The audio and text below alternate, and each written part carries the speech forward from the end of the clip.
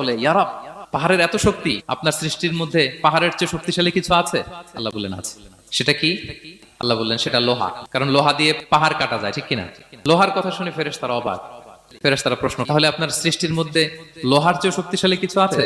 আল্লাহ বললেন আছে। কি সেটা? আন্নার, আগুন। কারণ আগুন লোহাকে কি করে? গলিয়ে ফেলে। ফেরেশতারা শুধু অবাকই হচ্ছে। ফেরেশতারা বলে, আগুনের চেয়ে শক্তিশালী কিছু আছে? আল্লাহ বলে আছে, আলমা, পানি। কারণ আগুনে দাউ দাউ করে জ্বলে ওঠা আগুনের মধ্যে পানি দিলে আগুন অস্তিত্ব হারায়। ফেরেশতারা শুধু অবাকই হচ্ছে। তারা বলে, তাহলে পানির চেয়ে শক্তিশালী কিছু আছে? আল্লাহ বলেন আছে, রিহ, বাতাস। কারণ বাতাস পানিকে একদিক থেকে আরেক দিকে নিয়ে যায়। জলের মধ্যে বায়ুর উচ্ছ্বাস লাগলে জলোচ্ছ্বাস তৈরি হয়, ঠিক কিনা? ফেরেশতারা আবার অবাক হয়ে বলে, তাহলে বাতাসের চেয়ে শক্তিশালী কিছু আছে? আল্লাহ বললেন আছে। সেটা কি? বলতেছে বনি আদম। ওই মানুষ শক্তিশালী যে গোপনে দান করে, এত গোপনে যে ডান হাত কি দান করলো, বা হাত সেটা টের পায় না। পড়েন সুবহানাল্লাহ।